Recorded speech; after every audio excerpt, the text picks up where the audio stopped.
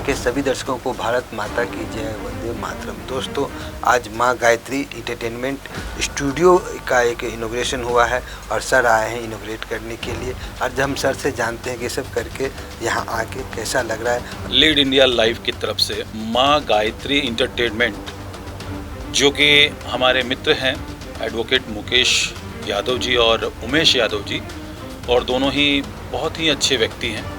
तो आज उन्होंने एक स्टूडियो का उद्घाटन किया है और बहुत ही अच्छा उन्होंने स्टूडियो बनाया है, और मैं उनको ढेर सारी शुभकामनाएं देना चाहता हूं और ईश्वर से यही प्रार्थना करता हूं कि इनका स्टूडियो दिन दुना और रात चौगुना तरक्की करे, कामयाबी के उस शिखर पे पहुंचे जहां पर सभी पहुंचना चाहते हैं। तो इन दोनों को ढेर सारी बधाई। अब अपने बारे में बताएं। जहाँ तक मुझे मालूम है कि आप एक एक्टर हैं, सफल एक्टर हैं, सफल वॉइस ओवर आर्टिस्ट हैं, सफल अभिनेता हैं। तो सर अपने बारे में बताएं कि सर इस लाइन में आके कब से हैं, कैसे इतनी सारी उपलब्धि हासिल कर लिए, कैसे मल्टीपल क्षेत्र में आपने अपना पहचान बनाया और आगे का क्या विजन है? देखिए, मैं थिएटर से जुड़ा हुआ हूँ और मूलतः रहने वाला बिहार का हूँ, मुजफ्फरपुर। लेकिन पिताजी मेरे जॉब करते थे गोरखपुर में, उत्तर प्रदेश में। तो अपनी पढ़ाई लिखाई पूरी करने के बाद मैं गोरखपुर आ गया और वहाँ के रंगमंच से मैं जुड़ गया थिएटर करने के उपरांत में मेरा एक शो है रामायण का। वो रामायण, जैसे कि आप रामानंद सागर जी का रामायण देखते हैं, तो उसी के पैटर्न पर हमारा एक लाइव शो होता है रामायण का। और ये भारत ही नहीं बल्कि दक्षिण भारत में भी इसका मंचन हम लोग कर चुके हैं और लगातार हमेशा शो चलता रहता है। तो उसमें मैं दशरथ और रावण का कैरेक्टर करता था। तो लोगों ने वहाँ के बोला कि भाई आप बहुत अच्छे कलाकार हैं, आपको तो मुंबई होना चाहिए, और मन भी था मेरा मुंबई आने का। तो मैं 2007 में मुंबई चला आया। लेकिन जिसे कहते हैं ना कि दूर से कोई भी चीज़ बड़ा अच्छा लगता है, लेकिन जब आप उसके करीब जाते हैं तो सच्चाई का पता चलता है। उतना आसान नहीं है संघर्ष करना। मुंबई जैसे शहर में बहुत घिसना पड़ता है, अपने आप को तपाना पड़ता है। तो वही चीज़ है, उसी सिलसिले से मैं भी लग गया। कामयाबी मिली भी और कामयाबी के लिए संघर्ष भी करना पड़ा। आज भी कर रहा हूँ संघर्ष, लेकिन संघर्ष अब दूसरे तरीके का है। अब संघर्ष है कुछ अच्छा मुकाम पाने का। पहले था कि कुछ भी मिल जाए चलेगा, हाँ, पहले तो अपनी जगह बनानी थी। लेकिन अब लड़ाई है अच्छा काम पाने का, अच्छा नाम कमाने का। तो ये एक प्रोसेस है, इस प्रोसेस में लगा हुआ हूँ और तमाम सारी फिल्में भी की। भोजपुरी कई सारी फिल्में मेरी हैं जो रिलीज हो चुकी हैं, जो होने वाली हैं।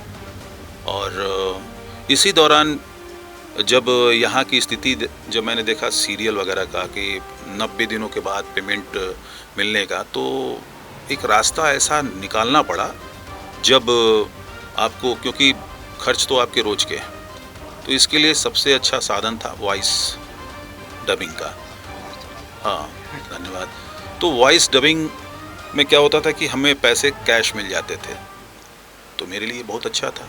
और मुझे ये आज लगता है कि एक्टिंग तो अपनी जगह है, लेकिन इस वॉइस ओवर ने, इस आवाज़ ने मुझे मुंबई में टिकने का सबसे बड़ा एक ज़रिया बना दिया। धीरे धीरे अब इन दोनों चीज़ों को मैं बैलेंसिंग करके चल रहा हूँ। वॉइस की डबिंग भी करता हूँ और जहाँ मौका मिलता है एक्टिंग भी करता हूँ। अभी एंटरटेनमेंट मीडिया में बहुत स्ट्रगल होता है, तो आप एक बिहार से आए हैं और बिहार के लोगों को ऐसे भी जो है ना बहुत ज़्यादा स्ट्रगल करना पड़ता है, क्योंकि बोलते हैं यारे वो तो छोटे से स्टेट से हैं, छोटे शहर से हैं, छोटी सिटी वाले लोग हैं, इन लोग से क्या है। और एक लॉबी भी है कपूर खानदान या फिर इस तरह चोपड़ा, तो आप उसमें भी नहीं फिट बैठते हैं। तो आप किस तरह से देखते हैं और किस तरह का संघर्ष आपके साथ जीवन में झेलना पड़ा? देखिए, लॉबी का होना तो बहुत ज़रूरी है। यहाँ पर जो एक टीम, इसको लॉबी नहीं कहते, इसको टीम वर्क कहते हैं। बाय द वे, हम उमेश जी के साथ काम करते हैं, उमेश जी। तो अब वो एक हमारा एक उनसे एक म्यूचुअल अंडरस्टैंडिंग हो गई है। तो जब उमेश जी कुछ करेंगे तो जाहिर सी बात है कि वो मुझे याद करेंगे। और अगर मेरे पास ऐसा कोई प्रोजेक्ट आता है जिसमें मुझे लगता है कि मुझे ये काम इनको देना चाहिए, तो मैं उन्हीं को दूंगा। क्योंकि आजकल तो वो ज़माना है ना कि आप केवल आपके बारे में हम सोचते रहें, आप मेरे बारे में ना सोचते रहें, ये भी तो अच्छी बात नहीं है। तो ताली दोनों हाथ से बजती है। तो जो लोग ये करते हैं वो भी अपनी जगह बिल्कुल सही हैं, क्योंकि भाई उन्होंने समय दिया है, एक दूसरे के साथ दिया है, हर सुख दुख में एक दूसरे के साथ रहे। तो जाहिर सी बात है कि पहले अधिकार तो उनका है। हम फालतू में लड़ते रहते हैं, अगर उन्होंने लॉबी बना लिया, लॉबी, अरे क्यों नहीं बनाए? उन्होंने एक समय दिया है, हम कितना समय दे रहे हैं? हम सिर्फ चाहते हैं कि मलाई मिल जाए और मलाई मुंह में खा ले, तो ये तो नहीं होगा ना। आपने जो बताया, जो गांव से आया और काम मांगा और नहीं मिला तो मैं ऑडियो में कर ली, बस उतना ही स्ट्रगल है कि और भी किसकी लाइफ में? नहीं, देखिए, लाइफ में जब तक आप जिंदा हैं संघर्ष खत्म नहीं होने वाला है। क्योंकि वो जो कहते हैं ना कि जिस दिन आपने संतोष कर लिया कि बस हो गया मेरा, उस दिन आप खत्म। आपको अपने लाइफ में ना हमेशा अचीवमेंट पाने के लिए कुछ बड़े सपने देखने पड़ेंगे। वो हो गया इससे बड़े, इससे बड़े, या तो आप सन्यासी बन जाइए, राम राम जपिए, भगवान का, ईश्वर का ध्यान दीजिए, क्योंकि आपको उससे आपको कोई मतलब नहीं है कि हमें कुछ करना है। लेकिन जीवन में कुछ करना है तो आप अपने संतोष को मारिएगा तो ख़त्म हो जाएगा। इस क्षेत्र में एक वर्ड चलता है नेपोटिज्म, और नेपोटिज्म के साथ साथ जो होते हैं कि परिवारवाद, और परिवार नहीं बोलते हैं, उनके पुत्र हैं, इसके लिए खान पुत्र हैं या इनके पुत्र हैं, तो उसका फर्क पड़ा क्या आपके जीवन में? नहीं, फ़र्क देखिए, फ़र्क इतना पड़ता है कि अब मान लीजिए कि कोई बिजनेसमैन है, और जैसे आप मालूम है कि फिल्म भी जो है, फिल्म लाइन भी एक उद्योग ही है, बिजनेस है। तो नेपोटिज्म की जो बात होती है, तो भाई वो अगर अपने बेटे को लॉन्च कर रहे हैं तो उसके लिए वो पैसा खर्च कर रहे हैं, अपने बेटे के ऊपर पैसे खर्च कर रहे हैं, तो उनका तो अधिकार है ही। आपके पास पैसा है तो आप लीजिए।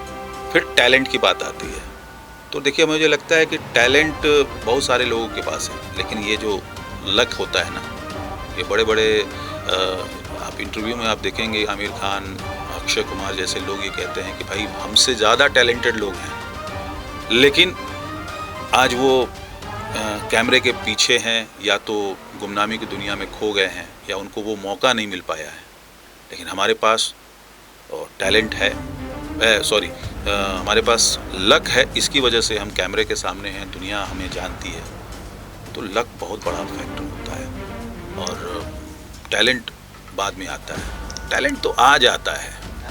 हाँ सर, मैं ये भी आज के जो बॉलीवुड है और पहले के बॉलीवुड, तो इसमें एक चीज़ बड़ा कॉमन है, मी टू और ये कास्टिंग काउच, ये चीज़ बहुत आए दिन गाए बजाए सुनने को ही मिलता है, और बोलते हैं इसके बिना काम नहीं चलता है। तो आपके जीवन में कभी ऐसा देखने को मिला जो कि ये तो कास्टिंग काउच है, या फिर ये इस तरह की चीज़ें?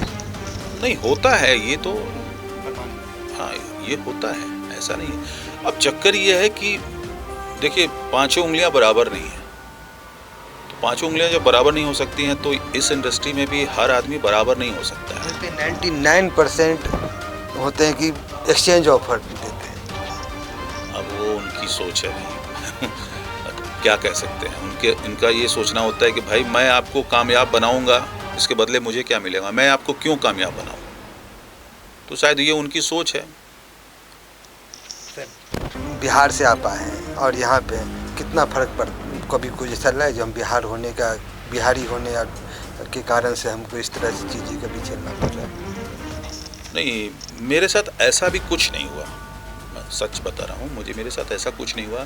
बहुत सारे लोग बोलते हैं कि यहाँ ऐसा है वैसा है, मेरे साथ ऐसा कुछ नहीं हुआ। ईश्वर की कृपा है, और शायद वो हमारे साथ हैं, इसलिए हम इन सब चीज़ों से बचे रहें, और भगवान आगे भी बचा के रखे। भगवान आपको ऐसे ही बचाए रखे और आगे तरक्की उन्नति करते रहे, बढ़ते रहे, हमारे ऐसे शुभकामनाएं है आपके साथ, और एक दिन बहुत विख्यात हो जाए। जैसे टैलेंट की तो कमी है नहीं, नसीब आपके साथ एक दिन आ जाए और आप भी एक चमकता हुआ सितारा बन जाए, हमें भी इंटरव्यू लेने के लिए अपॉइंटमेंट लेना पड़े। नमस्ते भारत माता की जय, वंदे मातरम।